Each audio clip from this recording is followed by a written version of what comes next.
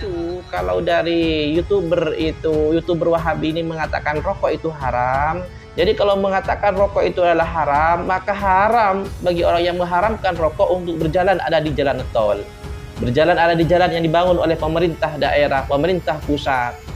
Haram juga menikmati listrik karena ini subsidi dari pemerintah dianggarkan dari APBN. Haram juga memakan nasi karena nasi itu ada sebagian beras yang disubsidi oleh pemerintah diambilkan dari APBN. Hati-hati, konsekuensi dari satu bentuk keharaman akan haram semua. Kalian hal itu dan kalian lakukan terus-menerus setiap hari, bahkan kalian bikin video sambil rokok-rokokan. Ya banyak bos-bos itu, ya bos Iqdal, bos siapa itu juga mereka rokok-rokokan. Rokok itu di zaman Kanjeng Nabi tidak ada. Ini rokok itu di zaman Kanjeng Nabi tidak ada. Karena tidak ada, jadi ulama itu menganalogikan atau mengkias ini disampaikan seperti ini. Karena masalah rokok adalah ikhtilaf, lagi-lagi ikhtilaf yang diruncingkan oleh Wahabi kepada publik.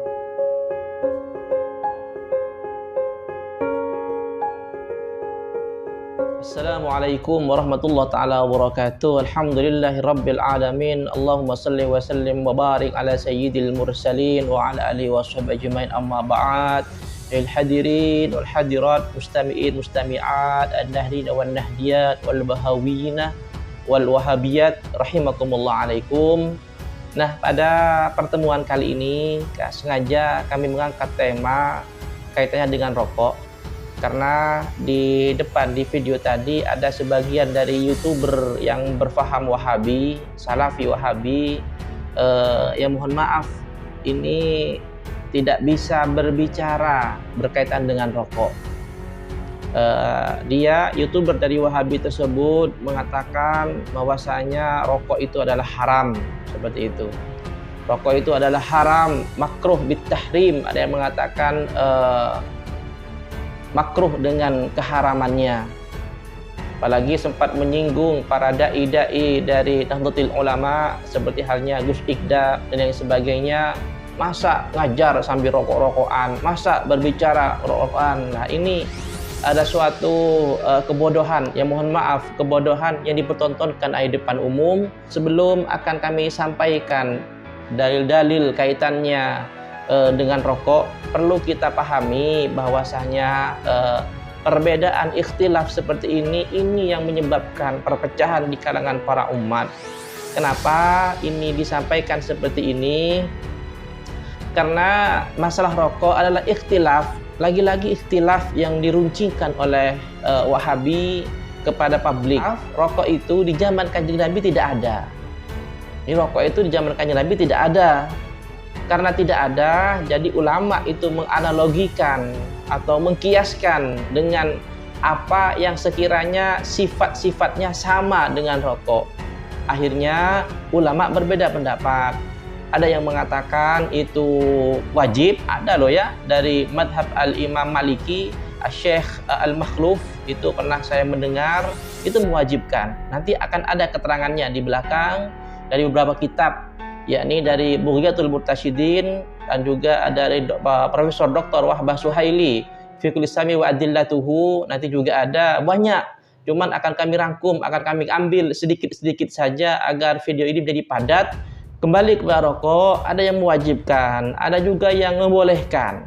Boleh, rokok itu ada yang boleh. Ada juga yang memakruhkan, ada juga yang mengharamkan.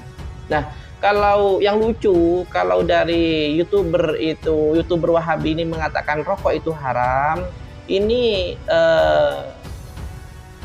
konsekuensinya nanti akan panjang.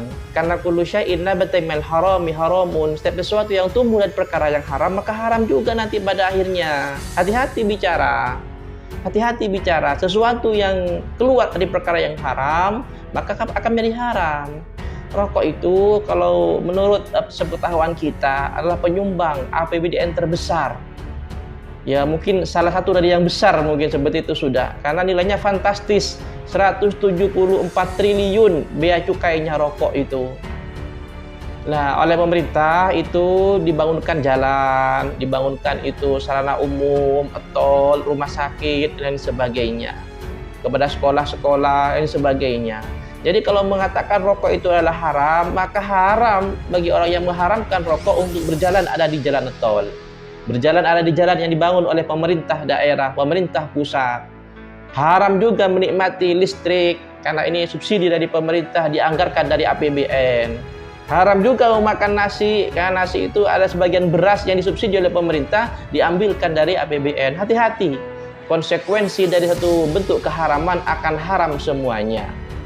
Ayol hadirin rahimakumullah, saya pribadi tidak merokok. Mulai dari kecil saya juga tidak merokok, sampai sekarang tidak merokok.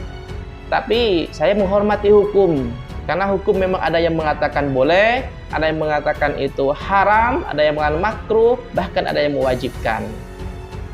Ada suatu kaidah usul fiqh, yang di situ disebutkan bahwasanya la yungkiru al-mukhtalifu fi. Janganlah engkau terang-terangan berlebihan di dalam suatu permasalahan yang masih ikhtilaf di kalangan para ulama, kan begitu.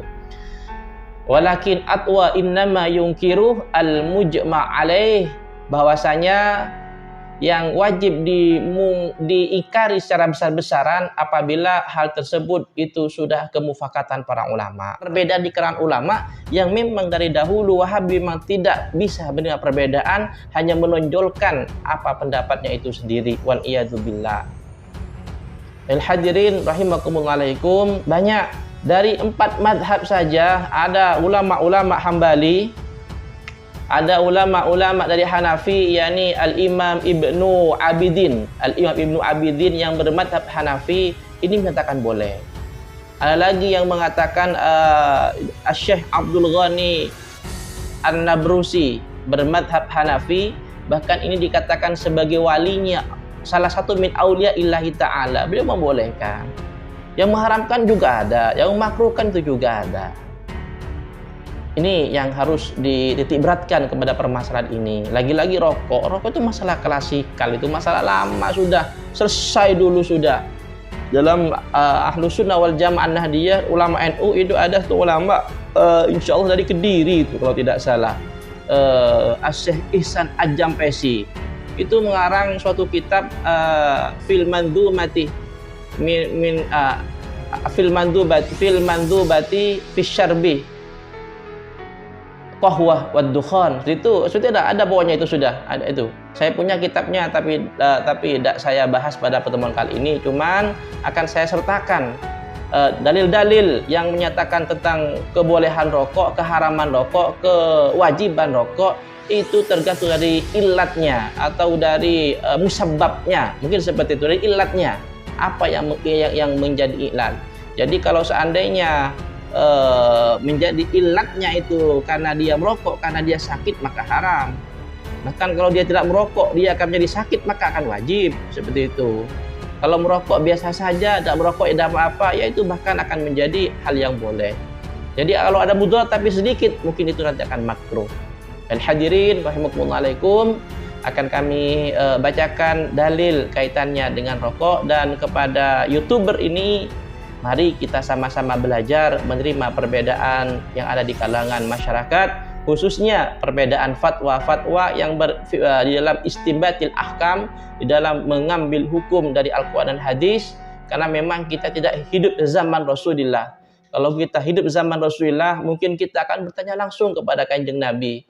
Berhubung kita hidup zamannya itu sudah jauh dari Kanjeng Nabi, letaknya itu jauh dari Kanjeng Nabi, maka kita harus mengikuti pendapat para ulama yang memang bersambung kepada Rasulullah sallallahu alaihi wasallam.